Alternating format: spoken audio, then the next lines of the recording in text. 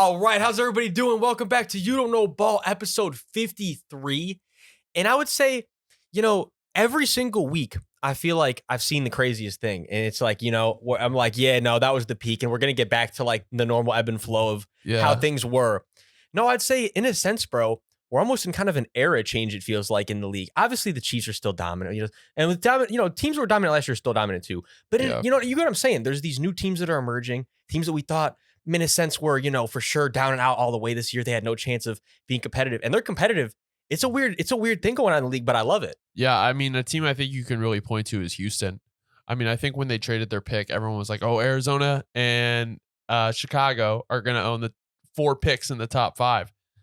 And it's really not looking like that for Houston.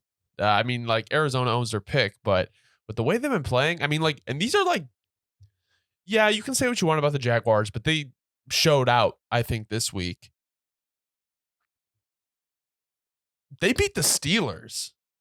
Like, the Steelers are like one of those teams where you watch them and you're like, this is an organization you want to model your organization after. Well, yeah, and so mine is the fact that, and obviously we know the Steelers are going through heavy struggles this year. The Steelers looking like, I don't want to say shadow their former self, because we know the Steelers are so much a tendency to, no matter how grim it looks, they find a way to come back to 500 at least to end the year. Yeah. So I'm not even counting them all the way out yet. But right now, Steelers fans know it's looking tough. But yeah, no, I mean, back to the Texans, we got to give credit to. I mean, they're playing great right now. I thought when we did the schedule prediction, I think I had them going with like 3 wins on the year.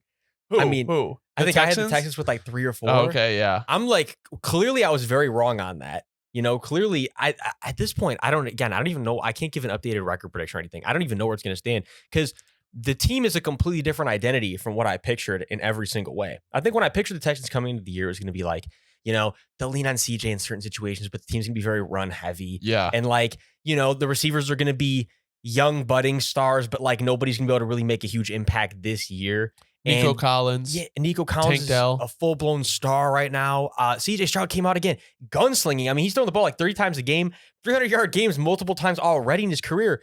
And we said last week, could he break the rookie passing record? I mean, he certainly is on pace.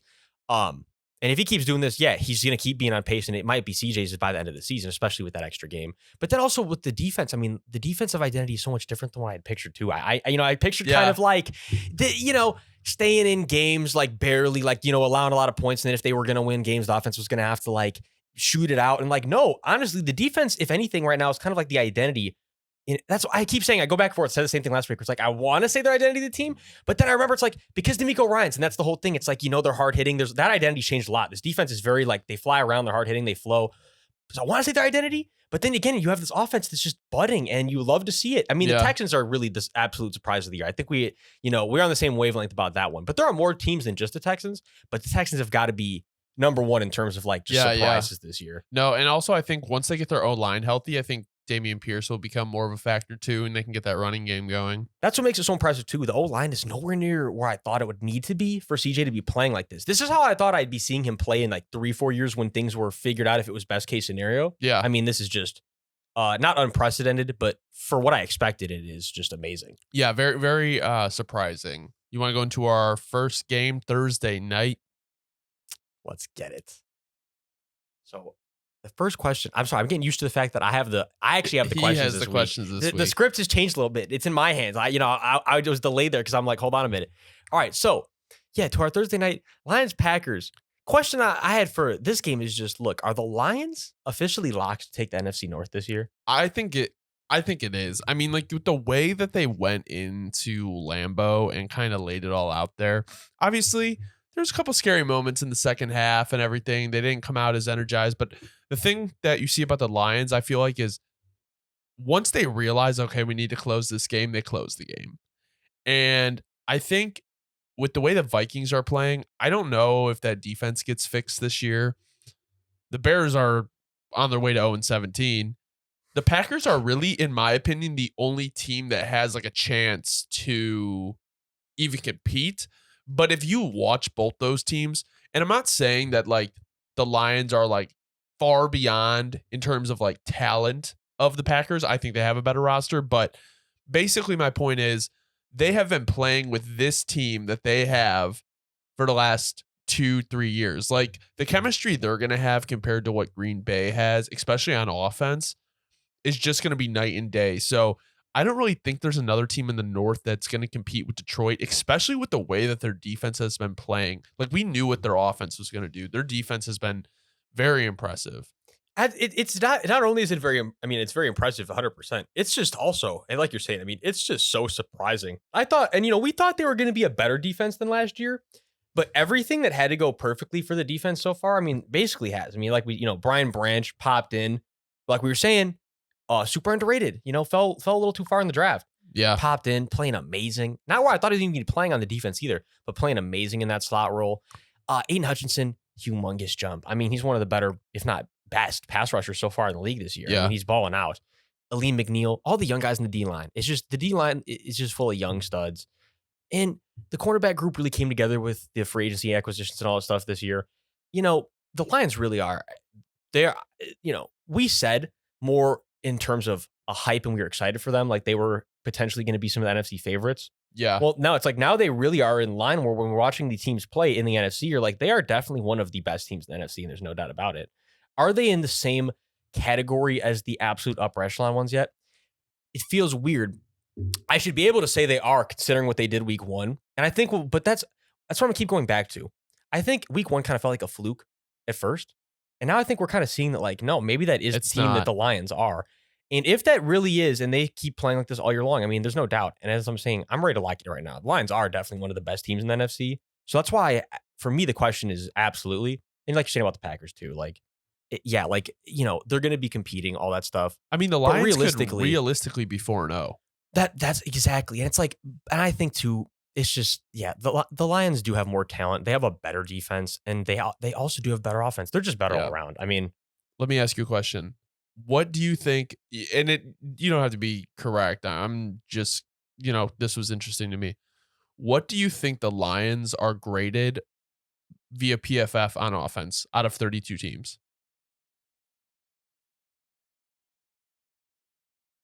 11. Okay. What do you think they're graded on defense out of 32 teams? 7. They are 3rd on offense and 10th on defense. Okay. So this team is like upper echelon right now. That's how they're playing. So how I picture it was gonna be a trick on offense where it's gonna be like that they still could be playing so much better. Yeah. But that's my thing too, is I do think that, look, random side note I had, but this is to the point also. It's kind of tricky though, because the run game's been sounding so good right now. David Montgomery, right? Oh, is he on pace to break? You know how last year Jamal Williams set the single season rushing record for the Lions? The Barry Sanders, he broke the record. Yeah. I mean, is Monty on pace to like break the record? He already has 5 touchdowns. I mean, that's what's crazy. It's like the Lions running game coordinator is making himself some money. The O-line coach making himself some money. I mean, this group, they are smash mouth football.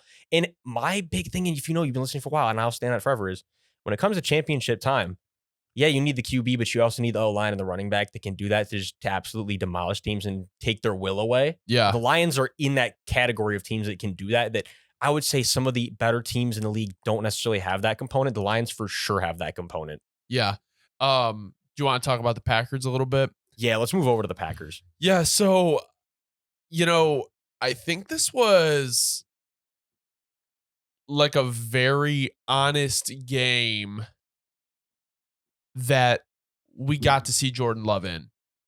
He wasn't protected by like a top 3-0 line, and it showed. Like, this was the first time like Jordan Love was like really under pressure in his career.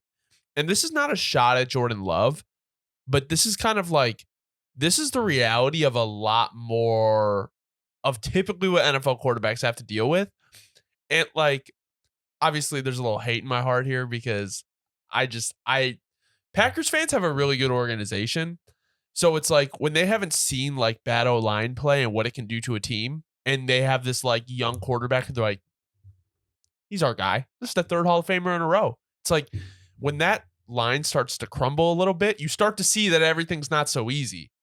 And also, another thing with the Packers this year is they have started slow in almost every single game besides the Bears game. And we know how bad the Bears are. So it's like, that's like either a coaching thing or something in the locker room they got to figure out. Not a bad team overall, but just some things that they definitely do need to work on if they want to improve and be a playoff team in the NFC. No, absolutely. I think what stands out to me right now, too, that I think every Packers fan would agree on, even people who aren't Packers fans, when you're watching the games, they have got to figure out a way to get the running game just going, right? I Without mean, Aaron yeah, Jones. without Aaron Jones, because it's like, and even with Aaron Jones now, because again, when you come back from the injury, you never know how things are going to look. They just need to find the way to get things going more consistently. And yeah, and back to the defense here.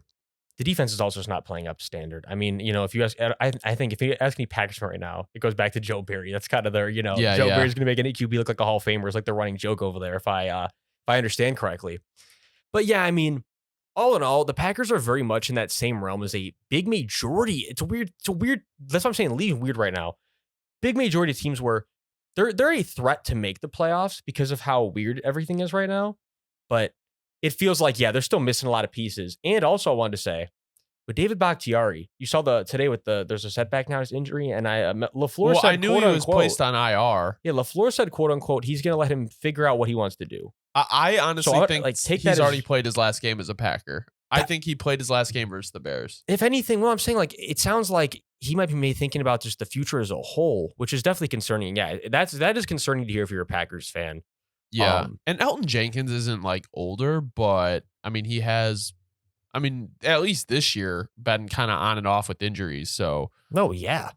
That's what I'm saying. Like, the Packers, I think going into the year was very much like, okay, we're going to really figure out like where they're at for the first few games because, again, like you said, Jordan Love's either going to step in and O-line's going to stay healthy and things are either going to be like, oh, but either way, we knew the Packers are going to be missing things. Like, it's very hard to compete with such a young receiving core. yeah. It's very hard to compete with, like, the offense as a whole is just incredibly young. I mean, the teams need some building. I do think as a whole, though, if you're a Packers fan, it's something to hang your head on. I mean, I think things are still going. Yeah. You're tilting towards, like, you're either going the wrong way or the right way. I'd say the Packers are definitely leaning like right way. I agree. All right. You want to move into the London game? Yes, let's move over to the London game. Falcons, Jags. Here's the main question I had for you, bro. Do the Falcons need to replace Ritter immediately to salvage the season? Yeah, it's not going to work. It's like we said, like last week, when you cripple that rushing offense, there's no passing game. Like, you don't have to worry about the pass game. So if these defenses just sell out to stop the run, like put Heineke in. Like, at least he'll make it interesting. Like, and also I was listening to I was listening to PFF today, and they're talking about, like, even if you just got Ryan Tannehill down there, like, just get somebody who can run the offense and not to the point where it's like, if they shut down the run, like, your offense is dead. Like, Jacksonville, I think, dominated this game. Like, I think it was pretty obvious. And I'm starting to question a little bit of Atlanta. Like, if they can't run the ball, like, is this much of a competitive team?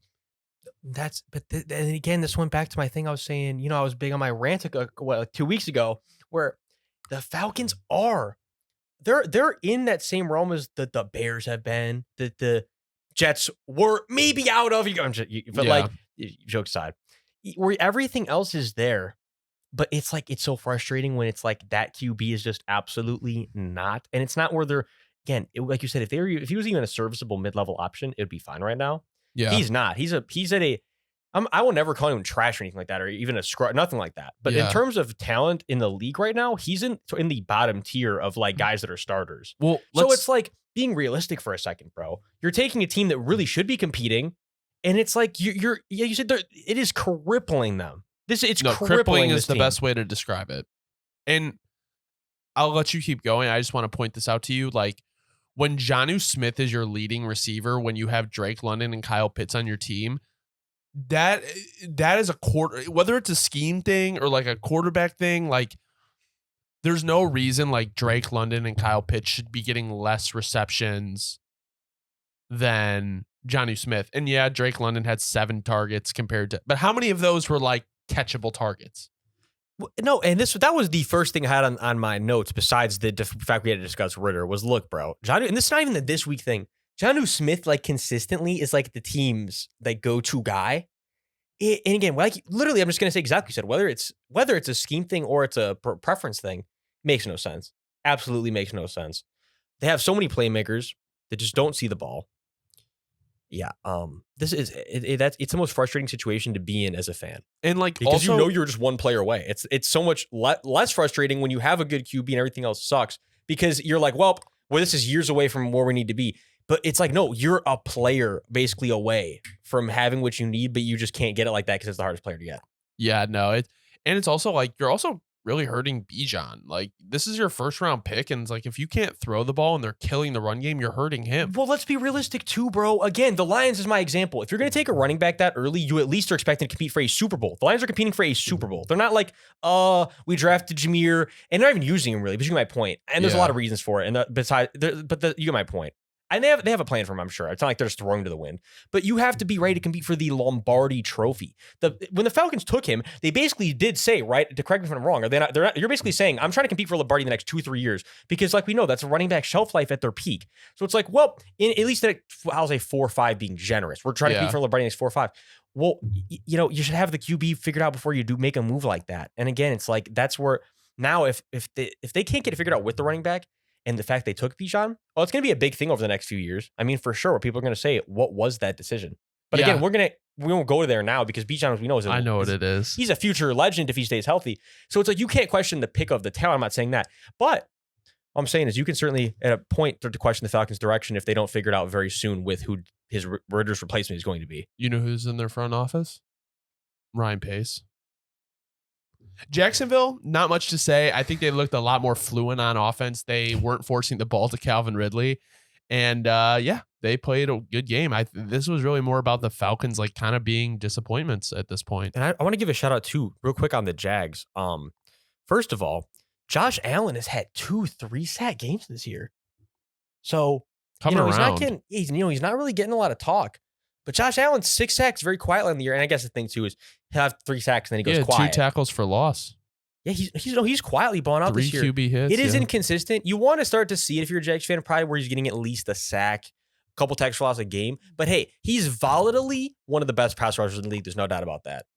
It's just crazy because like you look at like Atlanta and Tampa Bay's leading the division, and it's just like Atlanta, like this was your division to lose.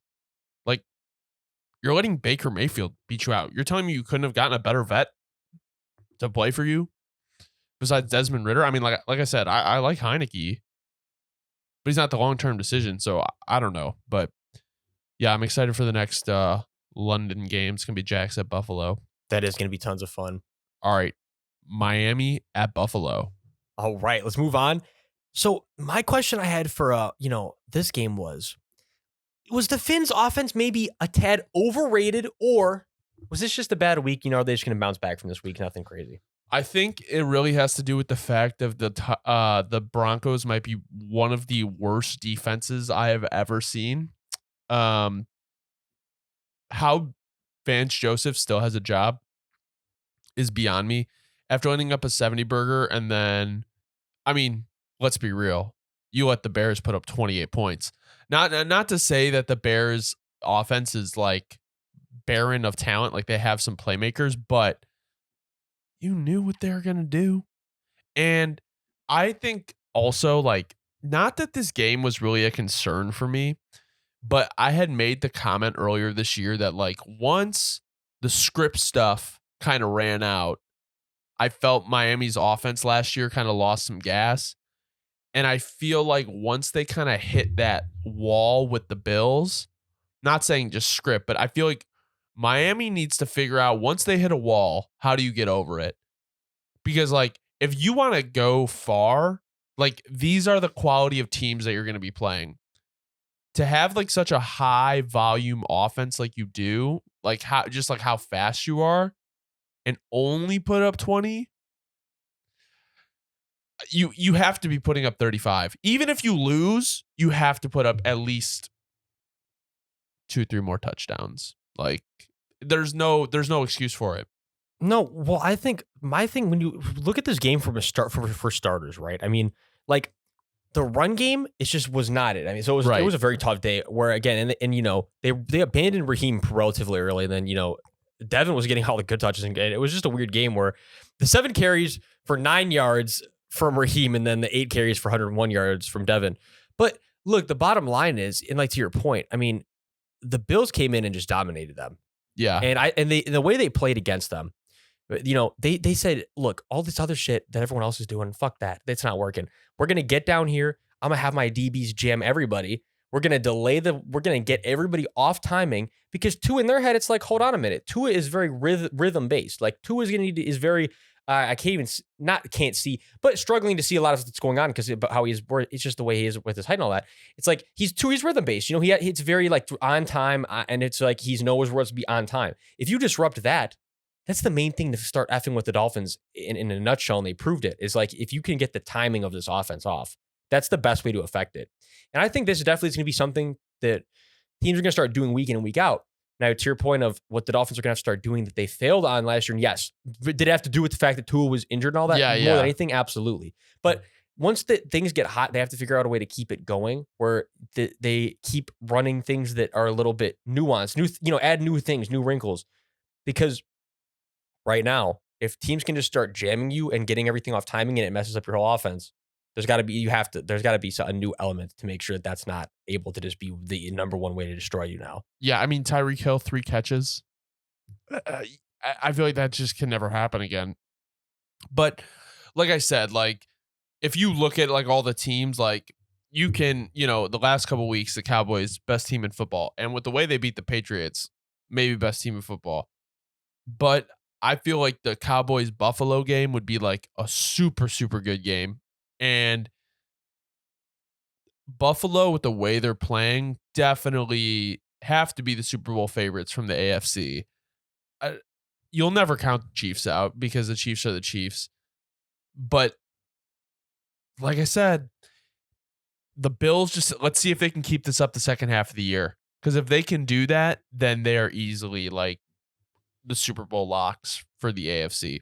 No, Diggs, I mean, Diggs is incrediable. The way that this defense is playing, too. I mean, I'm going to keep harping on it, but this defense is incredibly underrated right now. I know losing Trey White, though. That's the thing. Losing him, but I think regardless, I think they're going to be able to hold their own. I think they're still going to. It's scheme over team, but they still have a great team. It's the perfect combination. Okay. Denver at Chicago. All right, bro. For this one, the question that I have actually does not revolve around the Bears. The question I wanted to ask is, look, the Broncos situation. Yeah. It goes where from here, right? I mean, this is arguably, it's not, no, I will not say that. It is a dumpster fire that slightly rivals that of Chicago. Well, but it's like with the Broncos, there was much more hope and optimism and seemingly a direction. But now, luckily, Denver has their first round pick this year. So worst comes to worst, if they're one of the worst teams in the league, it'll be high. But I understand what you're saying. Like, the offense isn't bad. Like, they came back and beat the Bears. But, like, how Vance Joseph has a job if they're not winning, like, by, like, week 6, week 7, like, it's already week 4. Like, we're basically through, like, 25% of the season. So, this either isn't going to change or there's going to be, like, a coaching change. I don't know what it is. You can't teach like a brand new scheme. So like you're right in asking this question because they truly are fucked and handicapped by how bad their defense is. Bro, and in like, okay, we'll go back to, I always go back to like situations. And that's my thing with the Broncos. We'll go, situations. Okay. All right. Russ is 34. Right. And again, back to like my Kirk agenda. It's like you never know when a QB, like when the rails are gonna get disconnected from the rails. I always say the rails are gonna fall off. I guess same concept though. Wheels being off of the rails is what I'm getting at. And it's like, yeah, that could be in like 6 years if he's one of those superhuman QBs. But it's like, are we banking on that? Are we banking that the Broncos are gonna be able to build everything around Russ the next few years? Or are we gonna assume that Russ is more likely like a lot of other humans that have played the NFL, and he leans towards that build where he's going to be able to only go at his best for another 2-3 years tops? And then that's where my main question comes from right now, bros. It's like the way this team's built, it very much hinged on belief that Russ was going to be the guy to like take them to the promised land. I mean, obviously that was definitely the point of the trade. Now we're leaning towards like, at least I'm leaning towards like, I don't think that by the time the Broncos are able to be Super Bowl competitive again, like it's like, is Russ still going to be at his peak is this team in line to, like it's the just Broncos are truly in. they fucked up the timeline. That's what. So like looking at a lot of NFL teams with some of the decisions they make is they always fuck up the timeline. Like the Russ trade would have made sense, but I honestly feel like when they did the Russ trade, they felt like they were only a couple players away. But then they traded Bradley Chubb. And this is so. And to their defense, though, and like I say, I'm always an honest guy. I go back and right my wrong if I was wrong about something. I don't know how. I can't speak for you at the time, but I feel like you were probably leaning towards how I felt. Where when he was getting traded there, it was like, yeah, they are only a few players away. Like if Russ goes there, then they are going to be a team that could go get 12, 13 wins. I remember saying that. I was quoted. I literally said that. But the truth is, as we've seen, well, obviously the reality situation was much different than as we perceived, as everybody as the owners perceived. And they were a lot of players away and a lot of things away and the scheme was if anything, the scheme is very far away from where it needs to be. Yeah. So it's like, they are in a really, really odd situation because of how off everybody assumed the timeline was from the reality of the situation. Last time they were a top 10 defense was 2020. So maybe they're a little bit farther away than everyone thought. But kind of going into Chicago, there's really not much to cover here other than like they had a chance to end the now 14-game losing streak and possibly get the win by just kicking the field goal. More coaching malpractice by Matt Eberflus.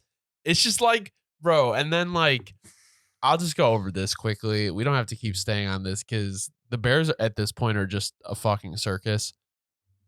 Like Matt Eberflus basically came out and said that like he gave Chase Claypool a choice whether he wanted to be at the game or not, and he chose to stay home. And then a Bears rep was like, no, we told him to stay home. So first off, if I'm a player on the Bears, I'm like, okay, well, my coach just threw me under the bus. What will he do to me if I fuck up?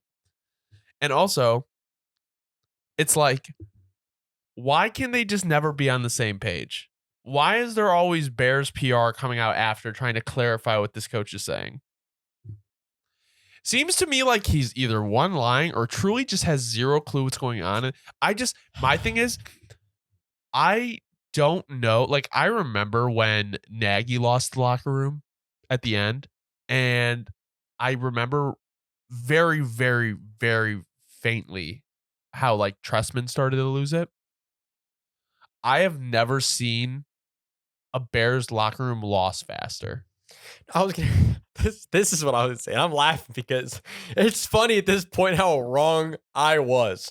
Because I'm laughing at myself. It's fucking hilarious. Bro, coming into the year. I mean, someone's got to go find the audio and put clown music behind me at this point. Because I was saying, oh, dude, this is the most continuity that a Bears coach has made behind the roster. Like, you can feel that from last year. You can feel how different things are now. Yeah. And like, bro, I have never been more wrong about someone, how they conduct their locker room than Matt Eberflus and his fucking flus juice. He's got me breaking the table because he's got me looking. Someone can go make clown music of me because of how much I believed in this man and his fucking flus juice. I mean, I went to training camp. They had me, man. They had me hook, line, and sinker. I'm not kidding you, bro, when I tell you that this is, and I mean, I'm not saying this is a joke. That's what makes it so crazy. And again, if you had asked me before the season, I had so much hype in this team. For the Bears to be the team I'm saying is about is mind-blowing to me right now. Even though it shouldn't be. It shouldn't be because they're the Bears. But it's like this team really is the most unorganized team I've ever seen in my life. They are the one. And you want to know the best part? Justin Fields had his best day of his career yesterday, and it's all washed over by the bullshit that has happened. And that's what's crazy. You know how much good film we should be able to go back and like everyone could be like, yeah, and not even like victory lap day for Justin, because like we were saying, it's like realistically we expect this to continue. It's the Broncos defense. It's like I don't know. This probably is just one of those days that sometimes pros have where it's like, yeah, he had a day. Like that, have a day. Like that's he You're had a his first day. round talent. You should be doing this right? in year 3. It's kind of like with Zach this week too. These are Jim and Justin. It's like the universe glitched this week, and it was like it spit out both of their best games. And it was like, wait, fuck. It got everybody excited, and it's like I don't know if the simulation is ever going to have that. It's like something that you're probably not going to see very often. Yeah. We got to see it both of them on the same day. They still need to go get Caleb Williams though in this draft. Maybe knocking my mic, bro. Package like a second round pick to Atlanta for Justin. That would be crazy. And I feel like that would be, at this rate, maybe a little too high of a value for shooting over shit. No. Like, let's say he plays like mediocre like this, like 300-yard games, 2 touchdowns. Well, if he kept doing that, then it would be worth it. But that's what I'm saying.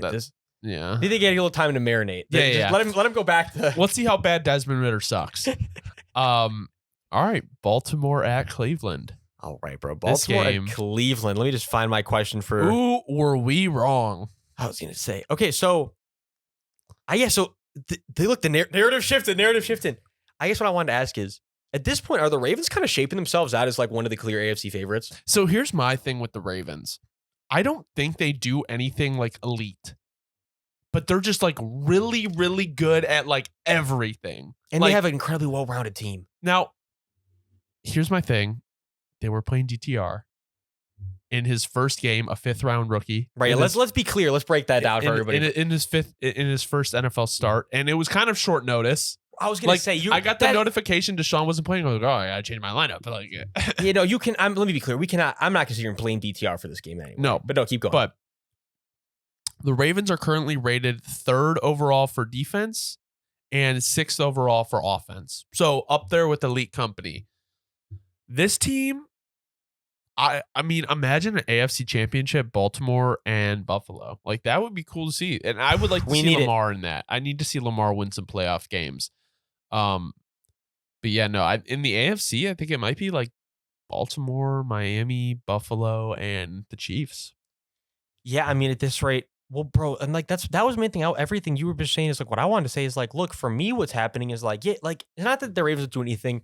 I think right now, if anything, what's getting elite is their secondary units looking like they're a really good unit. Like that safety unit. Well, I wanted to shout out Kyle Hamilton and Geno Stone are playing fantastic right now. Was Kyle Hamilton out this game? I think no. He actually had his first interception.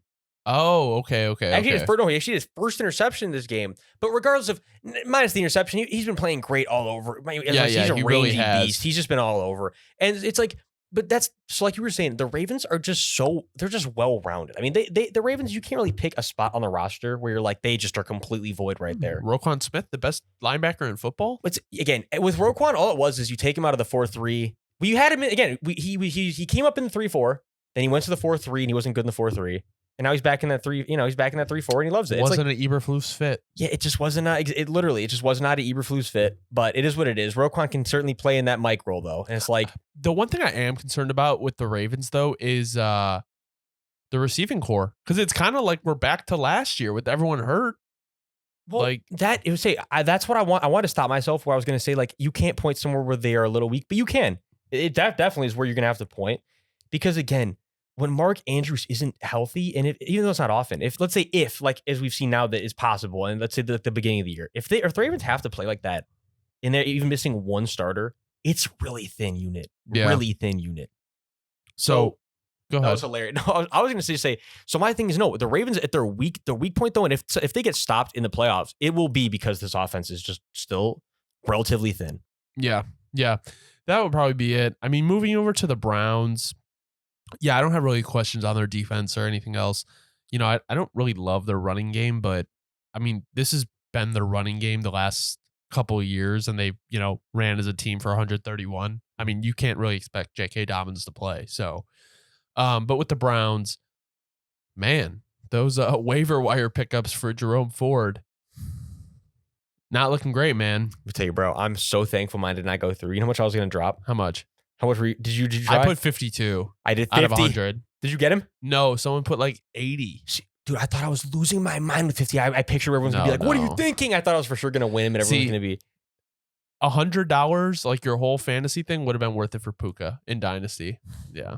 It so would have been worth it this year. But yeah, no, I mean, I don't really know how accurately you can judge the Browns for this game. Like, when your quarterback throws like 3 interceptions to a elite team, you can't really blame your defense. Anyone's supposed to see the field this year. Yeah, like, it's just. I mean, this game kind of just feels like a wash. Oh, no. Do you know what this feels like? I will literally give you an exact game comparison.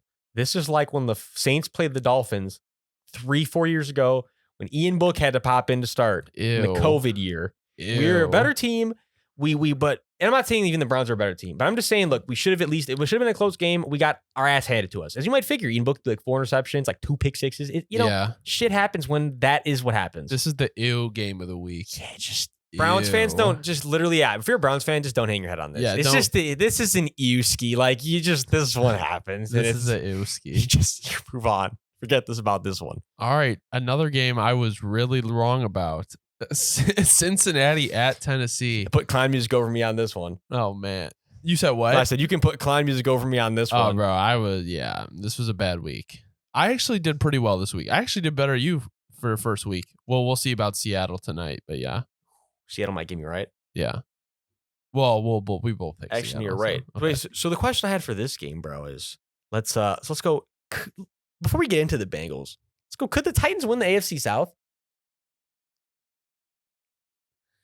It's really possible, man. I mean, the AFC South right now, everybody is 2-2.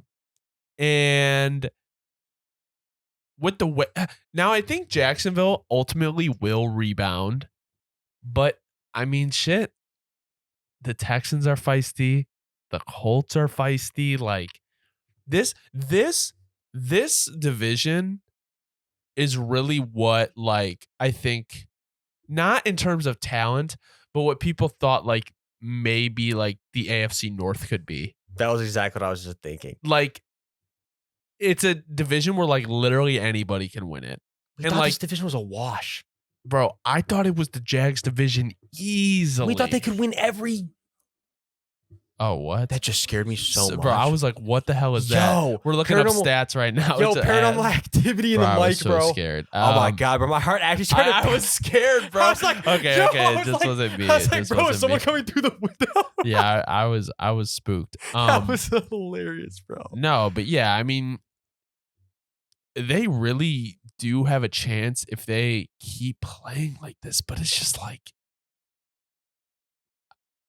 ew. The Titans are definitely the feisties. Yeah. If you had to pick out like one, I mean, it's Vrabel. Maybe it's the Texans, but it's the AFC South is just full of the feisty teams. Honestly, AFC South. How often could you say this? Great coaching. Great, a division of great coaches. Yo, book it. Because it's a fact and nobody said it yet. You know what? Yeah, we're stating that. AFC South, man, that's where the coaching's at.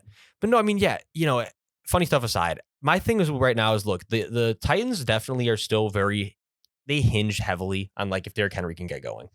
And it's definitely the Achilles heel of the team because they are I don't want to say like one dimensional because they have multiple dimensions of the offense. But if the first dimension can't get going, they don't have any way to hit 2 or 3. Because Tannehill's not going to win you games. The receiving core isn't anything crazy. It's just like they really, like, if Derrick Henry can have an okay game and their defense plays like well, they have a shot in really any game. No, it's that D-line too. I mean, that D-line is, and this game too, I got to shout them out. I mean, I won't even go name by name because they all played fantastic. This whole D-line, every single person that gets in and rotates in this D-line has been balling out.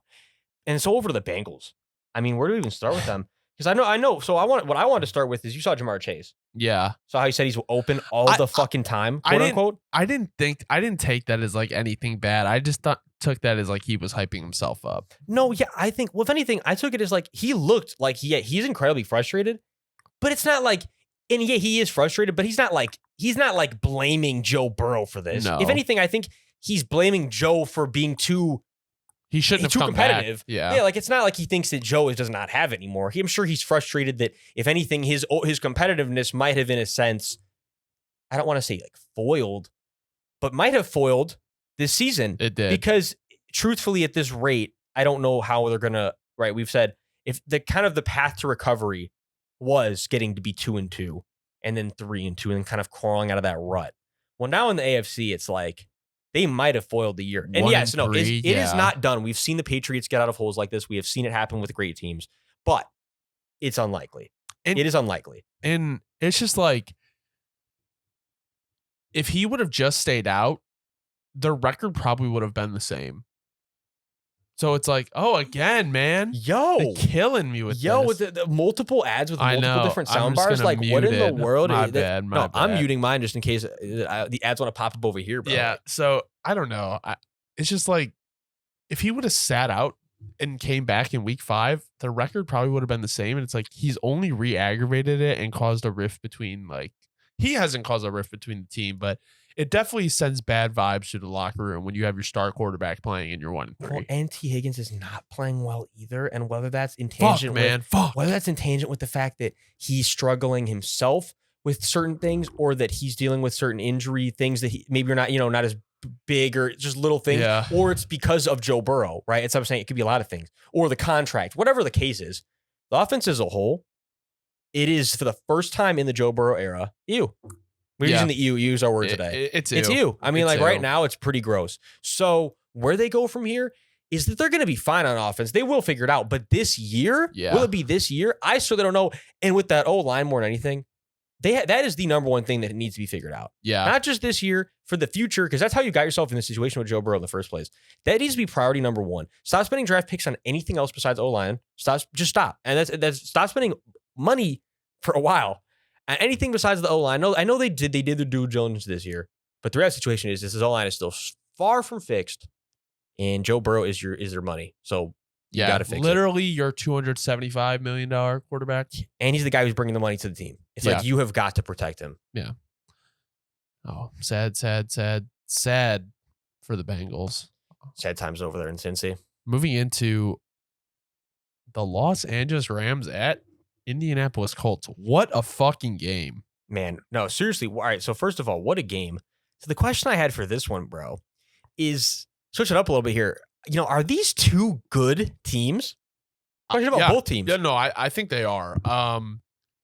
I think these are two teams where it's like you're never going to just check the box when you play them on the Sunday. It's like, if you don't come ready to play, you will probably lose this game. Like the Rams, I mean, come on, man. Like Matt Stafford, stop fucking throwing interceptions. But the way McVay is scheming up this offense, and Cooper Kupp's about to come back, like they're going to be even better when he comes back. And Puka Nacua, I mean, it's just like, it's proven at this point. Like you don't just go like there's players that have played well consistently. Be like, he's putting up like number 1 receiver numbers. Like he's going truly crazy. So the Rams, yes, great team. Not great. Good team. They're a good team though, officially. They are officially a good team. It's not the fake shit anymore. Indiana, good team. I mean, like their offense wasn't great, but the fact that their defense like was able to keep them in games and shit. And they sacked the quarterback twice. They got an interception. Both of these teams are far beyond what I thought they would be at the beginning of the year. No, and this leads us right back to what I opened the show with. Like all these teams that I thought for sure were so down and out, like going to be pathetic this year. Yeah. Not that they didn't have pieces that were going to be redeeming, but just this year we're going to really struggle. No, not at all. I was wrong about a lot of these teams. The Rams being one and the Colts being another. I mean, yeah, like you already said, you already covered on Puka and the Rams offense. The main thing I want to cover on that you didn't really touch on yet is, bro, Kyron Williams is like very sneakily having a fantastic year. I guess fantastic's gassing a little bit. But in terms of volume to scores, like in producing for his squad and fantasy as a whole, Kyron Williams is sneaky having a really good year. Well, let me say this, and I'll let you keep going. This is why I never bought into the Cam Akers experiment. When running backs work, they just work. Like the offense isn't changing to mold around this running back. So it's like, if we're going through this Cam Akers saga 3 times in a row, he's just not the guy. So while I am surprised, I don't even want to say I'm surprised at how well he's doing. We've seen Todd Gurley in like a McVay offense. And not to say they have the same level of talent up front, but it's like, we know what running backs can do in this offense. So it's like, if it wasn't working with Cam Akers, like I'm more willing to put it on the player than the coach at this point. Bro, absolutely. I can't believe I was ever even a question around Cam and all that stuff. If anything, the Akers situation just did not work over in LA. So a big point I had written down I want to touch on, because it really did upset me when I saw it. I don't know if you had a chance to see this one. Because again, I know this, since we're recording on Monday now, we haven't had as much time. We haven't seen every game. We haven't seen every rep yet. That'll be more like later in the week. Did you see this game though? Did you get to see this one? Or I didn't see all of it, but I did see parts of it. Yeah. So, bro, the big thing that I had with this one that killed me, bro, really was upsetting, is A-Rich dialed up an absolute money shot to win them the game. Essentially, they would have put them in field goal range, and it was on third down. It was a wheel route to Kylan Granson, tight end. Yeah. And it was a dot to his back shoulder, and he just dropped it. Like, and it was brutal. It was a very, let me be clear, I'm not putting it all on him, because it was a very hard catch. And yes, it was like he had to completely turn around, but the throw to be perfect, catch had to be perfect. Catch was not perfect. They did not win the game. All I'm saying is if he caught this ball from A-Rich, the Colts win this game. So if you're a Colts fan, there's nothing. It went to OT. That's what I'm saying. So if you're A-Rich in your rookie year, you can make that throw, and the receiver's not the one making the play. Colts fans should not feel upset about that at all. We know the Colts still have plenty of things. You're 500. Then they have. You can see where this team still has so much room to grow, and they're still competing in every game. A-Rich was such a money pick. We felt very confident about it. Shane Steichen's proving that yes, Shane Steichen will make these mobile QBs into stars. Just give him time. Shane Steichen's earning his money too. Side note, but man, coming in there and just commanding the team.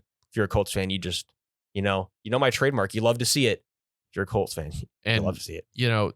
There was a lot of criticism of Ballard in the offseason about not moving up to get their guy. But this was also when they thought it was going to be the 4 quarterbacks right off. Like Levis was going to be in the top 5.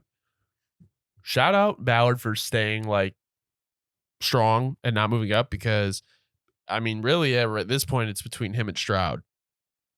No, and and the way that they're going to develop over time, it's like, actually, I'm just outright going to say it. They are 2 different archetypes of player. Oh, yeah. Like CJ Stroud is a pocket gunslinger, and A-Rich is like a wild card out of pocket, but he also can still play well in the pocket. But obviously, his strength is going to be out the pocket and in moving. Mm-hmm. So it's like, if anything, they're 2 different styles. So I just hope that they keep complimenting each other and how good this draft class was, and just keep improving. Because one of our big narratives was that this draft class was going to be a special quarterback draft class. Really, all it's got to happen at this point is we just need, and I think it will, is the Panthers are just such a shit show. Give Bryce some time. Everyone's going to see this draft class is going to come together beautifully. Yep. All right. Let's move in to Tampa Bay at New Orleans. Man, this game, man, as a Saints fan at least, if you're a Bucs fan, you had to be loving it. So, the question I want to start with from this game is, go ahead. Is Baker the new long-term QB in Tampa Bay? Man, I don't know, man. Baker has played well this year. If you look at his stats, 7 touchdowns, 2 interceptions, almost 900 yards. Ew. But at the same time, it's obviously the offense is just let me throw it to Mike Evans and he'll catch it. That's what I've noticed. I appreciate Baker for doing that. Using your weapons just how they're should be used. I have to interrupt real quick just to bring this up, because this is the main thing. So this was one of my main notes, is look, yeah, and that's true. But then when Mike Evans, because he got injured this game and went out, right when Chris Godwin, I'm struggling with this man's name. Right when Chris Godwin came in the game, bro, not came in, but took over his number 1. You get what I'm saying? And he was number 1, bro. He was getting the ball to him. He ended up having, let me just get the exact stat here. He ended up going 8 catches, 114 yards. But to your point, Baker does not like to overcomplicate things. And go figure that it works. And all I'm going to say is this. Let me be clear. I'm saying this with a grain of salt. I'm not saying this for real. I'm saying this as more of a joke and facetiously, but stick with me for a sec. When I was watching this game, the thought going through my head is did we overthink this QB thing? And maybe what we should have done is taken a shot at someone like Baker. And here's my thing. Let me just be clear. Because we got Derek Carr out here. We made all these things happen. Derek Carr, as far as I know, he's injured right now, so I can't say too much. All I'm going to say is, look, even when he was healthy, right now, and every single fan would agree, Derek Carr is certainly not moving the needle so far in terms of what I want to see. I want to see quicker decision making. I want to see him. He stands in the pocket sometimes a little too long, which is a big thing with the injury that happened. And it's look, Baker was out here just playing football. The pocket's breaking down. He's going to start running.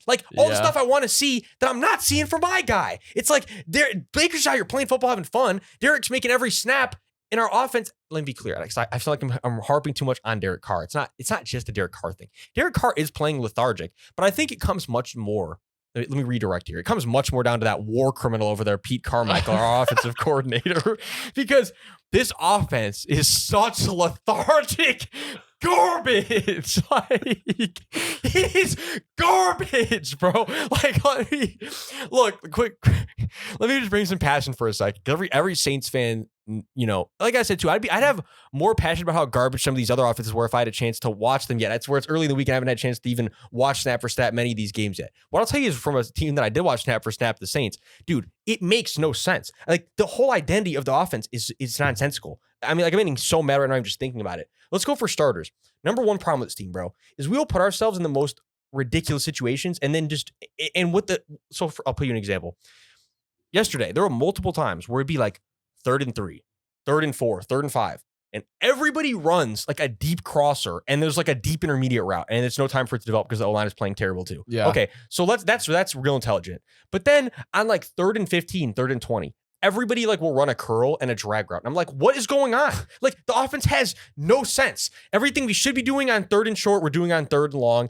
It's all vice versa. We're running the ball on 2nd and 10. We're passing the ball on 1st and 5. I'm like, what in the world is going on with this team? Our offensive coordinator has no clue how football, seemingly, there's 4 downs. Yeah. I don't like, I'm going to stop being a passionate fan, but the point is this offense is garbage. And the defense is elite. Well, that's what kills you about it, is this defense is playing really good every week, but they can't play perfect the whole game. They play basically a perfect first half, which is what happens every single week because they have to. And then they get tired, as anyone would, because the offense can't stay on the field for more than one. Literally, they stall one. They do a 3 and out probably 6 times a game on average right now. It's a joke. Yeah, you guys were 5 for 14 on 3rd. It's a joke. And even when we would convert it, it would never lead to points, really. It would just, let's convert 1, and then we'll punt it on the second. It's on our second, 1st and 10. It's a joke. Yeah. It is.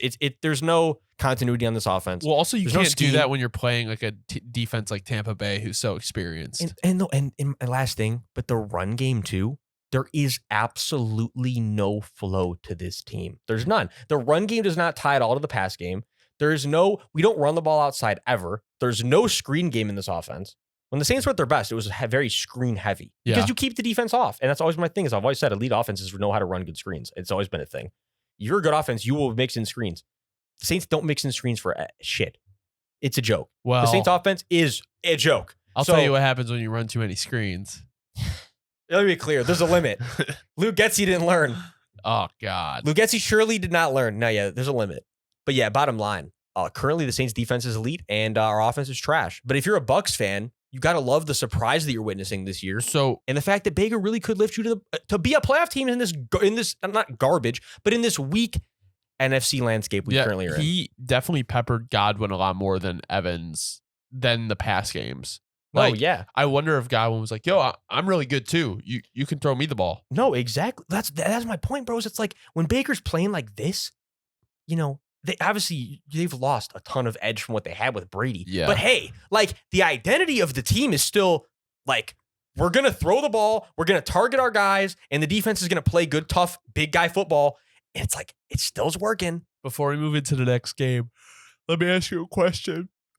So, if Derek Carr is taking, did Derek Carr get injured and have to like come out, and then like Jameis Winston took one snap and threw an interception? Like, how does that work? No, what happened? Honestly, and I'm going to tell you this because I'm not even bullshitting you. Those last few snaps, honestly, I was getting food. Oh, they took him out at the end? Yeah, I think it was literally like, if I was not mistaken, it would have just been like, I think it was because the game was over. I was just getting food, and I would like, for the last drive, I was like, yep, I'm turning this garbage off for the day. I had seen enough, bro. So I can't even tell you exactly what it was. I'll tell you, it was a depressing Sunday.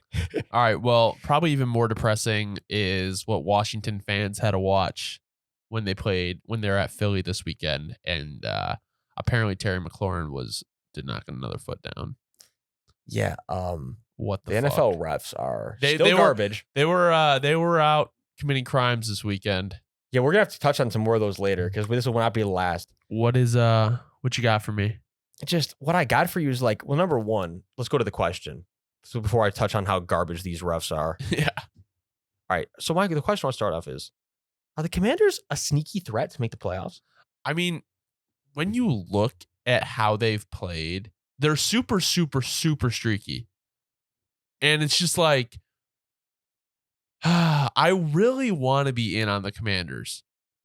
But what they beat the Cardinals, they beat the Broncos, which in 2 points, but then they lost to the Bills by 34. And then we lost to the Eagles by 3. Like, I don't get this team. Like, I don't understand it. Sam Howell went from looking like a 5th round first year guy in the offense to actually not playing bad this game. But then he played good in the earlier of the year. So it's like, I feel like this is just like the motto of like, or like the slogan for like the Ron Rivera era in Washington. It's just like, you never know what the team is. Like, we have been saying it's like there's no identity. It's like beating a dead horse. If you had to ask me the most, seriously, are they the most identity-less team? At least the Bears' identity fraud, just a dumpster fire. Yeah, I think the Commanders don't. They have not had one. Their identity fraud is the identity. Like, Washington could make the playoffs like strictly only because how weak the NFC is. Like, that's really the only way they make the playoffs. Like, I don't have confidence in this team whenever going into a game. You know what? That's a lie. Thursday night, I have a lot of confidence in the Commanders. They are just like even a way more put together team than Denver. So it's like we barely beat Denver. So the fact that even barely makes sense as a sentence is ridiculous. It should never be the way that it is, but that is true at the moment somehow. Yeah, I'd say, bro, the Commanders are just that's what. So to your point, I'm not even going to say much more on the Commanders other than like, it actually frustrates me how little you can expect. You don't even like. It's like the Commanders' game plan. You never know what you're about to see. Like, oh, we about to see 40 rushes. Oh, we about to see like 40 passes. Oh, maybe we're going to see 30 passes, 30 rushes. No, maybe we're going to see a defense that has 12 sacks. And no, maybe we're going to see a defense that'll have no sacks and no tackles for a loss. Like, it's so maybe they'll have 5 interceptions. Oh, the next week, no, they'll drop 4 of them. Like, the team has just never been consistent in what you're going to get, how they're going to win games. It's just like every time they win a game, it's like, oh, that was interesting. Yeah. No, the Commanders have also let up a ton of sacks. Well, it depends how you look at it, whether you believe sacks are a quarterback stat or not. But that I think Sam Howell is on. Yeah, he's been sacked 24 times in 4 weeks. So definitely on track to break the single season record for being sacked. That offensive line is getting him killed. That is atrocious. But I do want to point this out. Okay. Sam Howell. Where is it? Oh, never mind. He still has not thrown for a 300-yard game. I was looking for that. I wanted to look for that stat for a selfish reason. He's knocking on the door. He had 290. He had 299 versus Denver. He's screaming at the fucking door. Yeah, I don't really. I mean, like, I think Washington is going to be pretty much what everyone expected them to be this year. A little bit better than last year, maybe. But still identity frauds. I mean, like, they're identity fraud. I don't know what to say really about the Eagles other than like they look like they're gelling. They're still good. Like, I mean, you saw the pass game open up because the run game. I mean, they had 100 yards on the ground, but Swift was their leading rusher with 56 yards. So, I mean, AJ Brown had a big day. Devonta Smith had a good day. Nicholas Morrow with 3 sacks too on the defense. Yeah. Former Bear, Nicholas Morrow. Crazy. But also, like, do they just fucking hate Dallas Goedert now? Like, what the fuck? They don't use him. That is hilarious. I think, and the only thing I really want to say about the Eagles is, because again, like, there's not really much to touch on with them because nothing's really changed. Going into the year, we actually had them picked as our Super Bowl champion from the simulation. I'd say we're right on pace. Yep. I mean, 4-0. I think that they're definitely one of the teams that'll be locked to probably show up in the NFC Championship. I know what's going to happen. Just like last year, they're going to blow one to the Giants. I knew they blew it to the Commanders last year. They're going to blow it to the Giants this year. Let's write this down. We'll revisit this in the future. They're going to blow it to the Giants this year. I can definitely see it. But yeah, it's like, they're going to be a good team. And yeah, exactly. Are they going to be perfect? Probably not. But they're going to keep being a good team and they're going to keep showing up and they're going to keep doing what they do. They dominate trenches. And that's what's great about the Eagles too, is obviously they showed you now, if you're an Eagles fan, look, if they can, look, everyone thought it was kind of like, oh, they're going to be able to, it's only going to be running. Is the pass game struggling? Yeah. No, clearly they said, fuck that. we're about to go dominate the pass game, just show everybody. No, I'm just kidding. That wasn't why. But you get my point. They showed you that they can. And it's good to see if you're an Eagles fan. So if you can do that when you need to and perform, that is a very good sign for your team. No, absolutely. Moving into two formerly imperfect teams, because the Eagles are perfect. It was a good transition. That is a good transition. One of them is still imperfect. I don't even know if I'm using that right. Minnesota at Carolina. I'm just going to get into the game. I'm just ranting or fucking rambling. Wait, that's right. I have a question for us. I was like, no, wait, bro. See, I'm still getting used to. I'm getting used to my role this week. Question. All right, the question this week: Vikings Panthers. Should Panthers fans be worried about Bryce Young? Yes, but not because of him. Like, you have to look what your team put around you. And here's my thing. There was like a lot of like back and forth between Bears fans and Packers fans, or not Bears fans and Panthers fans after a trade went down. Just like, I don't know, like it was just obviously petty bullshit, but like, hey man, you're really in the same boat that the Bears are in. Your O-line sucks. You got no weapons. The coaching staff is questionable. And I'm going to tell you how that works out for young QBs. Not very well. So not to throw more fucking shade at Bryce, but the situation he's in is just not set up for success. So y'all might have fucking ruined him. Now, I'm not saying right now, but let's say they bring back Frank Reich next year. Realistically, how much can they improve the O-line? They don't have a first round pick. See, you know what I'm going to say, though? And this is where I think I've been kind of sitting on this all week. And this is where I'm going to, I hate to even do this to him this early, but it's where it's leaning. Again, could it be redeemed where this is not the situation? Certainly. But is it looking like it right now? Not lean towards it. So what Bryce is looking like to me right now is that I think, and again, is he going to see that same upwards turn that Tua saw? I can't say for certain like that. But I think what I'm seeing is I think his arc of his career is going to go similar to how Tua's went. You know, like Tua came in, thrown into the garbage dump fire and playing like pretty bad. And so everybody jumps to the narrative of like, no, he is garbage. Like, no, that he will never develop. Look, he's too small. All these things we worried about. And they're going to use that of why he can't succeed. But then if you get Bryce around a good coach and a coach that will believe in his strengths and get him a good, I said good. I sounded like a good. Yeah, I know what you say. Yeah. Literally turned into a New Jersey native over here. No, but like jokes aside, yeah, you got to get the man an O-line. You have got to the receiving core's also got to be upgraded. Adam Thielen's playing like old Adam Thielen, but he's not old Adam Thielen. It's because his target share is high because nobody else is getting open. Right. Because, and I'll give credit where it's due. Like Terrace Marshall had 9 catches this game for 56 yards. Nothing. I mean, again, the offense is lethargic. He is playing better than he has been before, though. No, he is. He's Terrace Marshall. He is absolutely. But again, we'll go back to the Miles Sanders every single week. We'll go back to it until I have to go back to it. You put money into a situation where it was so pointless. They're going to end up probably releasing him after this year or two. It's not even Miles Sanders' fault. He was signed to a terrible situation. Again, why are you spending money on running back when everything else is the way? Yeah, the Panthers are not a well-built team. Bryce is in a bad situation is the bottom line. It's kind of what I'm getting And their at. defense, like with injuries, it's just not. I mean, like, not gonna lie though, they stayed in this game with the Vikings. So moving into the Vikings, that's saying more about the Vikings or more about the Panthers? I think it says more about how bad the Vikings actually are. That's what my main point that I've written down for the Vikings is, look, if you're a Vikings fan, if anything, this should reiterate the tank is necessary. It's necessary. If you're struggling, actually fighting back against the one of the worst teams in the league, arguably, you get my point. Yeah. Not even arguably worse because they've shown they can compete against teams that are better than them. But you get my point. Teams they should clearly not be struggling against. They're struggling. And like I've said too, the value behind Kirk is not going to get any higher. No. It's absolutely not. So you got to do it now. But it doesn't look like they're leaning towards that, and I don't think that's what's going to happen.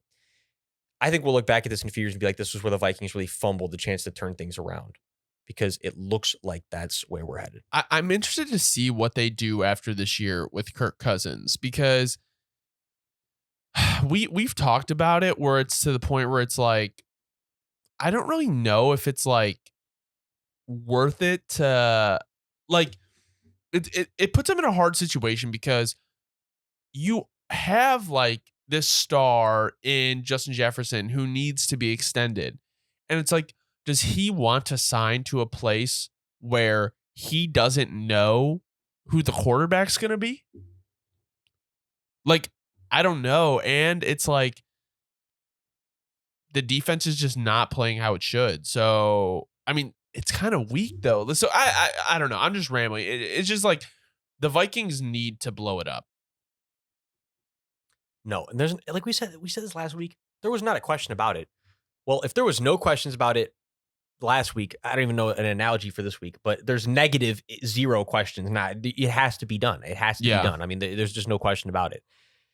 And yeah, it's more than anything. I think what I wanted to say is last little point of this game is I'll give a shout out to the Panthers. They got some young scrappers on defense though. Okay. Like Derek Brown, Jeremy Derek Chin, Brown is good. Frankie Chin. Louvu. Like you got some good pieces on defense. But yeah, 2 teams that are on the bottom of. Von Bell isn't bad either. No, definitely not. Definitely not. It's like they got pieces, but in terms of both these teams where they need to be, they're far from where they need to be. Yeah. Well, that was the other garbage fucking tank bowl of the year. We had Denver, Chicago earlier, but moving into a game that should not have happened like it did, Pittsburgh at Houston. Yeah, man, bro, this has to be the weirdest game of the week in terms of results, right? I mean, I picked them this week. I picked Houston this week. So you went crazy. I'm gonna do a little lap on that. You have to. So, all right. So the question we have for this week is just straight and forward to the point. Fun question. Is CJ Stroud a better QB than Kenny Pickett? Yeah. I'm not gonna lie. I was buying a little bit into the Pickett hype this offseason just because you upgrade the O-line. You hope that Najee is going to be better in the run game.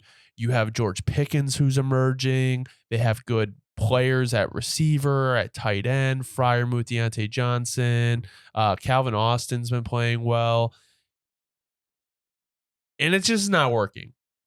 And this is kind of interesting, in my opinion, for like Steelers fans or just kind of any franchise that has had like a franchise quarterback for the last 20 years, like Ben Roethlisberger.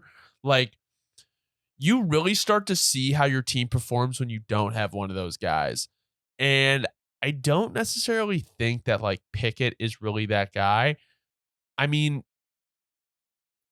with the way they're playing, I'm taking CJ Stroud easily. I was going to say easily. And also just the throws that he's making. I mean, like CJ's going outside the numbers consistently, singing it. With Kenny, it's like a lot of the throws are kind of like, like that just wasn't it yet. And yeah, I think the main thing I want to go back to is, not even victory lap, but I've been saying this for a while. Sometimes, and let me be clear, I'm big on the whole, you should watch the preseason, enjoy the preseason. The preseason is good for finding like future, guys that have potential for the future. You know my whole thing. Yeah. But people always get way too excited about preseason performances in an implication for like that season. And it's like, just because a dude dominated the preseason has no implication that they're going to be a star that season, especially at quarterback. We've seen times where QBs will go on these runs all the time in the preseason. And it doesn't mean anything for playing against the starters in the regular season. So that was the main thing with Kenny Piece. All this hype was coming from the fact that he was like essentially perfect in the preseason. And it's like, yeah, it was the preseason. Not the preseason football is not something that is important. It is. But you cannot gauge it the same way in terms of expectations for how someone's going to come out and start. And yeah, the narrative got twisted crazy into like Kenny P revenge season. Kenny P's coming to show you the top 5. No. That's how I get so mad. Thing about how everybody called me. Steelers fans were really, really recklessly on my case when I said they were going to have Steelers fans are crazy. Recklessly, man. They don't know. So it's like, let me be clear. Yeah, not no victory lap, but man, it's kind of like slow your roll was very clearly what I was getting at, and Steelers fans were ready to accept it. And that was the Steelers are a weird team right now. If anything, more than anything, is what I wanted to touch on. It's like, let me ask you a question though: should we be more concerned about the Steelers or more hype about the Texans? Oh, hype about the Texans. I'll say if you're a Texans fan, you should be geeking. Let me be clear. This is like, okay, here's my thing. They're like, hold on, we have a boo-boo O-line. We look this good. Like, that's the best situation to be in. That's what I'm saying though. Like, that's kind of, and I'm not going to harp on this, and this is what we talked about earlier, but this is why I can't buy the Justin shit right now. when it works, it just works. Like, you shouldn't have to like pick at it and do all this shit. Like, Or you'll be able to pick enough good more than bad. yeah. Easily. Yeah. Which is what you can do with CJ easily in 4 games. Yeah. It's like the sample size doesn't have to be humongous either. I mean, the first week was obviously tough. You played a Baltimore defense, but like Indiana, Jax, Pittsburgh, all good defenses. So it's just like, yeah, no. CJ's a pocket gunslinger. There's no question. I'm taking CJ Stroud any day over Kenny Pickett. No, any day. And I think, yeah, so, like I already basically kind of went and touched on all the things I wanted to touch on with the Texans earlier when we first opened with the show. I'll just move on to the Steelers and kind of like touch on them real quick. But yeah, I mean, if you're a Steelers fan, they are very much in that, like I said, that same direction as a plenty of teams right now. Yeah. Where it's like you have a lot of what you need, but the QB is just not in a consistent spot. And yeah, he'll win you a few games because you'll get by on him. Yeah. But he's not going to win you games. And it's like, so you're handicapped by him in a sense. Yeah. Basically, the Steelers are right now handicapped by Kenny Pickett. I mean, and it's like, you can see if you can get a new offensive coordinator, like get Matt Canada out I was there. gonna say, how have I forgotten to address that situation as well? I mean, Matt Canada is like him. I'll say this because Matt Canada's getting all the national hate because the Steelers are a much bigger franchise in terms of popularity than the Saints. But if the Saints were as popular as the Steelers, oh, trust me, the national narrative right now would be that these two are brothers in war. I mean, these are war criminals. These two offensive coordinators they are one and the same. I mean, Pete Carmichael's not got enough. I don't think enough slander. Him and Matt Canada might as well be the same fucking coordinator. Should we just like Photoshop like Kenny Pickett and Matt Canada on like the cover of the War Dogs? We should Photoshop them like doing like a handshake with each other. Oh yeah. Like that's what we should be doing. That would be like that's exactly how they are. Let's run the worst offense ever. I think it's like they're like secretly in on something together. One thing before we move into the next game, I just want to victory lap us on this one. We said the Texans receiving core was going to be awesome. And it's awesome. Bro, time out. Because, dude, what the narrative coming into the year was also always everyone's like, oh, everyone always says Nico Collins is about to break out. No, we were right. It was literally, we were at perfect timing. I didn't say it too early. He was drafted in 21. Like, give the guy some time. Bro, when you're 6'4" and you run routes the way he does, it's pretty hard not to find success, especially when you get a QB like CJ that comes out. I mean, it was the perfect line for success to be this year. Honestly, would have expected a little bit more from John Mechie, but I mean, you never know what he's working back with health and stuff, too. I was gonna say, I think he'll be someone who will start being more productive. And he, not that he won't be this year, but he will keep getting more productive as he gets older and later into his, like, as he can get more years under his belt. Because again, he missed a lot of time with everything he had to go through. Yeah. So it's like, but that'll be scary when they're all full force. No, it will. Las Vegas Raiders at Los Angeles Chargers. All right. Let me just find my question for this one. All right. So start off with this one. Let's go. Are we concerned about the Chargers offense without Mike Williams? Kinda. I mean, like, Justin Herbert put his nuts on the fucking table at the end of the game and threw that shit to Josh Palmer, but I'm not like sold on Josh Palmer, and I was never ever sold on the Quentin Johnston pick. The Quentin Johnston. See, I do have to eat this one. I didn't see it when I watched him in college. And it's really going to be the Keenan Allen, Austin Eckler show if Austin Eckler's healthy. So, yeah, I would be a little bit concerned if I was a Chargers fan. But here comes the narrative for Herbert, even though I think he's been playing much better this year with Kellen Moore. No, he has. But again, like, this is one of those games where, and yeah, he made a couple like laser throws this game, there's no doubt. But again, like, and every Chargers fan would agree, you want to see more from an offense that has this many pieces. And when Justin Herbert's leading you 167 yards, it's like, what are we doing? Yeah. I'd be remiss to go find a game where Mahomes played. Like, and this was even yesterday when he was playing at his worst. He didn't put up only 160. It's like, that's just a lethargic number. Against Aiden O'Connell and the Raiders. That's where I'm getting at. It's the Raiders. Like, this was not them going against the Jets. It's like, this was the Raiders. And so it's like, if anything, it rubs me the wrong way. And yeah, let me just leave clear and get out of the way early. I will admit, did I overhype Quentin Johnston clearly? Yes. And although I do still think he has a high ceiling and I think he can turn it around, he's not separating how I thought he was going to separate out the gates. And that just is a telltale sign for he's not as good as I thought he was. Yeah. So I overhyped him a little bit. And why that matters, why I'm even addressing that at the moment, is because, now he has to play the Mike Williams role. And I don't think it's going to be the same production. which is exactly why things look how they do right now. If anything, Quentin has a lot of pressure on his shoulders to step up now because he really has to grow up quickly. Oh, I didn't yeah. think he was going to be in a position where he had to grow up really much not at all, but in terms of getting even separation, it was like, I thought he'd be getting separation. Maybe he'd have drop issues. No, I mean, he's straight up just struggling to even get open right now, and it's showing. So he's got to get open. This offense is just, it's lethargic. Nobody had over 3 catches yesterday. Yeah. But see, like, these are one of those games where it's like Justin Herbert needs to just take over. Like, That's what I'm saying. Like you're right. No, yeah, like, it's frustrating because it's like Keenan's really not going to get that like separation. Like, that's more like scheming him open. Like, he's not fast And like that. When It's he just has like, to be totally the number one when Mike's out, you don't get as many situations where you can move him around without being swallowed by the number one. It's just like it looks like maybe not to Herbert's fault, but it's almost like if you take Keenan out of the game, it's like you're just kind of watching Eckler, and that's about it. Well, if anything, that's the biggest problem with this offense. The way this offense was built is it's built around a lot of injury-prone talent, Yeah. and that's the starting issue. I mean, Josh Jacobs is back though. yeah. So if anything, let's just move over to the Raiders because I guess if you're the Chargers, though, you can hang your hat on. We played like poor and still came away against the division rival. The defense showed out right. I was saying against the Raiders. The 6 sacks is literally egregious because so that tied the single game record, and he hasn't had a sack all year. No. Single game record is 7. Oh, he almost tied it. But he broke his personal record. So he definitely broke 5. his personal. And on top of that, first sack of the year was this game. I don't know, but he did have 2 forced fumbles. That is, no, he played out of his mind. One of the best games we're going to see from an edge rusher. Probably in our life. First sack of the year. So we got to shout it out. Khalil Mack gave us one of the shows of a lifetime, honestly. Yeah, what the fuck? So he saved, honestly, in a sense, he kind of saved Herbert. More than the Bears have all season. Yeah. Sacks. No, not surprising. Not surprising at all. 0 Zero pass rush. The Bears D-line, we didn't even touch on it. We want to go back to it. This is another weak part of that squad. But yeah, over to the Raiders over here. Josh Jacobs, you got to love to see it. He heard the slander. I think he's also been playing himself into shape.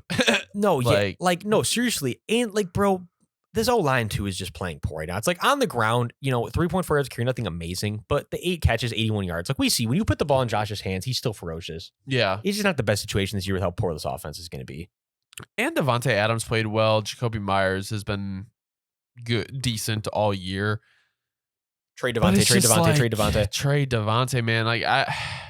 Raiders fans don't want to hear it, but you should want to hear it. Honestly, at this point, you'd be crazy to think you wouldn't get good value back. And let's be real. Again, back to my windows thing. Is the window for Devontae winning a ring with the Raiders, is that even in the realm of... No. And also, it's like, the Raiders are just like, they're one of those teams to me where they're like, you're just a team in the NFL. Like, you have no direction. Like, that's what Washington is to me. Like, you're literally just a team who's going out there and playing on Sundays. Like, I don't expect anything from you because I don't understand what your team is. Right when they hired McDaniels, that was the fear of a lot of Raiders fans. Yeah. Oh, it's being realized that McDaniels is not seemingly a head coach. He's a coordinator. I mean, maybe it's just not, looking like... but I don't think their GM has done them many favors as well. You know what I'm saying? No, definitely not. I don't really know what else there is to say about this game. It was kind of a fucking snooze fest. I'll leave it off on that Max Crosby's having another fantastic season.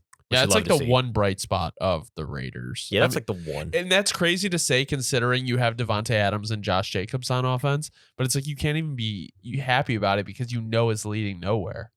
No direction. They're identity frauds, part 2. Yeah, talk about a snooze fest. This was just a fucking beatdown. New England at Dallas. Yeah, I mean, this game was genuinely depressing to watch. Not even as a fan of either team. Just this was one of those depressing. I just don't know. Like, if you're Bill, you just let that happen to you. This was one of the big things I was talking about with a lot of people yesterday. Is it's like, if you're Bill, this has got to be a really tough situation to be in, where you love football so much. It's your life. It's like your life. It's like if you're getting older, and the team is just in its worst state you've ever witnessed. Ever. And it's like. And let's just start with the obvious. I mean, the obvious. It's like Mac Jones. It's not working. It's like, and it's like worst case scenario on top of the fact that it's not working, but they also have no weapons. besides Ramondre. At this point, I'd say Ramondre is maybe their what is do they have what? I mean, and Ramondre is not even playing good this year. It's like they may be the only weaponless. I'm saying that sounds so like I mean, they really though in a sense, yeah, that sounds bogus because they have talented guys, but no guys that are number ones. No. And it's like you don't have a number one, you're Like, gonna struggle, and they literally have no number one. Juju's supposed to be your number one. Devontae Parker, Kendrick Bourne, like Have a bunch of good 2s, 3s slots. They And have a even bunch of just their slots. line Like, hasn't been playing the greatest, so it's like Ramondre. besides can't Trent even- Brown, the O-line's playing like pretty terrible. It's like Yeah, I don't know what's going on here. So what question do we have? yeah. So the question for this one is: should the Pats blow it up? We kind of already started touching on it. I mean, feel like they kind of have to. Like, there's nothing like. There's no chance this team gets past the first round in the playoffs, if they even make the playoffs. And it's just like, here's my thing. It's easy for me, obviously, to sit here and be like, you gotta blow it up. Like, but these are like guys' careers and everything. But at the same time, it's like, I wouldn't. Obviously, I'll tell if I want a team to blow it up. But this is different because it's like Bill Belichick. Like, you usually never have said like, oh, the Pats need to blow it up. I think it's time for the Pats to do like the first rebuild in the last 25 years. Like, it's just not the team that is going to get you anywhere. no, and let me be clear: blowing it up for me does not mean like telling Bill to hit the door. Not at all. If anything, it has to do with telling literally everyone else besides Bill and the whole roster. Like, it's like giving Bill a whole new shot at finding his QB again. Yeah. Because again, as we've said, it comes down to having the QB. If I'm Kraft, I do believe if I get Bill another QB that he can actually build and win around, he will. Yeah. It's just Max as I'm looking at it again. It's But just Max. to me, you need like a Shanahan-esque offensive coordinator. No more Bill O'Brien, no more Matt Patricia's, someone that runs a modern offense. Like, no, seriously though. I mean, shit aside, you can't just carry yourself with having one of the best Like, defenses in the league anymore. Hunter Henry is your leading receiver. Like, this team is so fucking ancient. Like, Because bro. It's like when they had Tom, even when they had teams that when they had subpar offenses and subpar defenses, you got away with it. But it's like now, right? Yeah, they're not gonna have another Tom. But it's like it starts with finding another QB that is going to somewhat help hide the deficiencies of this team. Because it's just they're just not built to win. They're not. But yeah, there's nothing special about the Patriots. And Christian Gonzalez looks nice, but he's gonna be out for probably about a month. Let me be clear. They have a bunch of good pieces. That's the thing about the Patriots too, is they're in that realm of like good pieces. Nothing, but not any. You're not stacked at the super important. Like your trenches are not stacked. And so therefore it's like, and Mac's not the guy, and therefore that's the recipe to not compete. Yeah. Do you have much to say on Dallas? I don't really know what else to say other than they obviously did not take lightly losing to the Cardinals. Yeah. So my only point was like, yeah, they're back to hitting on all cylinders. And that's like we said, it happens. You're going to have a couple games you're usually where you're like, well, that was not us. As long as you bounce back, that's all that matters. And you don't want them to happen later in the year. It's better to get them out of the way early. And Deron Bland. That was literally my only other note. This man is a pick machine. Bro, 2 picks? And he had, 6 last year? He either had 5 or 6 last year. Deron Bland. And so, yeah, he's an interception machine. Bro, yeah, that was the thing is like, if he can just snap, I wonder if it's like one of those things where like Diggs, how he jumped a bunch of routes last year? Or the year before, maybe. They'll say the year before, but I know what you mean. I mean, he obviously got better, but that was why he was getting all those turnovers. I wonder if he was like, I'm just going to start jumping routes. Like, there's not enough that's what he was tape doing on for these two. Yeah. He was I mean, just he had the jumping pick underneath. 6. Yeah. Really, real feel bad for Ezekiel Elliott. He had to get stomped by his former team that he should have just probably re-signed with. Probably. But yeah, man. I mean, but yeah, the Cowboys spread it out. They have so many weapons. That was my only other thing I want to say too, is like they have just so many weapons that on a day where CeeDee Lamb goes for, 36 yards? Yeah. You can just dominate and put up a 35-point win. Yeah. Against a good defense. Yeah, rip the Patriots. a game that should have been the Patriots-Dallas score, Arizona at San Francisco. All right. Question I got for us on this one is, bro, are the Niners an NFC Championship appearance lock? I mean, I feel like they kind of have to be. The only teams I really see you competing with in the NFC, and not saying that they're better, just teams that would actually play a game with you. Detroit, Dallas, and then obviously Philadelphia. So out of those 4 teams, I think San Francisco is clearly the best roster. You know,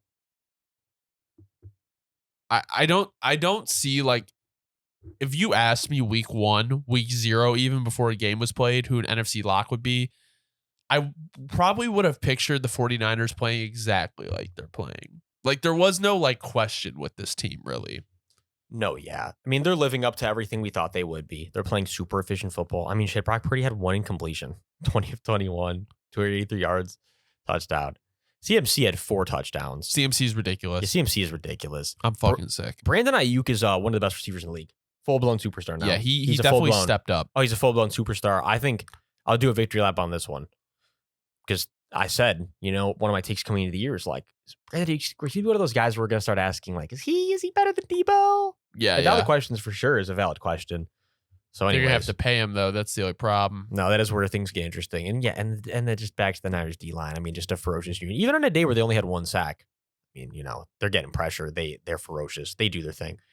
Not much to say on them because they're a dominant unit and they have a bunch of pieces. And they are, again, yes, they are built to go the distance this year for certain. Over on the Cardinal side of things, say, look, Josh Dobbs, you got to respect it. I mean, he's playing is he doing? Really good for the circumstances that he's under. And I have to give tons of credit where it's due. It's a very tough situation he stepped into. James Conner, keep feeding the man the rock. Only 11 touches, 4.7 yards a carry. He's been dominated this year when they actually give him the ball. The running back the Steelers should have kept. Yeah, seriously. And then Michael Wilson, their 3rd-round rookie from Stanford. Stud. Low-key star already. He's kind of like, trying to compare him to like, is he like first-year Terry McLaurin vibes? I didn't really watch much of Terry year one. No, he's not playing even similar. Not even sense of like play style, but just like where they came on the scene out of nowhere and you're like, oh yeah, like he's a star. But Terry McLaurin, wasn't he pretty highly touted? It wasn't because of the OSU shit. That's honestly, if I'm not mistaken, Terry was like, I think he was like a mid-round. Let me just double, like, I just want to maybe I'm capping, but I know I'm pretty sure he was like mid-round. Hold on. I'm either going to be really wrong.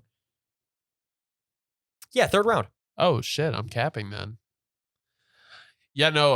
Michael Wilson. Yeah, 3rd round. They're like the same. Yeah, he's okay, this year's Terry. That's what I'm gonna say. Is Michael Wilson the new Terry McLaurin? That's the question. No, but no. What to your point? The Cardinals. I mean, like we've said this every week. Like they have played like outstanding football for what they really should have been doing this year, and it's like playing teams like the 49ers. Like they're not gonna win, but the fact they're even like competing and staying in the game talks a lot about the players and the coaching staff and even the organization of what they've done just this year. So shout out to the Cardinals. We know what the 49ers are. And I don't really know if there's much to say. Josh Dobbs, these games are going to go exactly how you think they're going to go. And they'll still steal a few of them. Yeah. But pretty much. And they're still a bad team. But you should be very encouraged if you're a Cardinals fan. Very you're one of the best, if not the best. I mean, imagine when you plug Kyler back into this offense. It could be a lot better. No, absolutely. Let's move into our last game because it's Monday and the Monday game hasn't happened yet. KC at New York Jets. All right, bro. For this one, let's start off with just the question is the belief back for the Jets fans this season? Listen, personally, no. If I'm a Jets fan after what I just went through, there's really it has to be.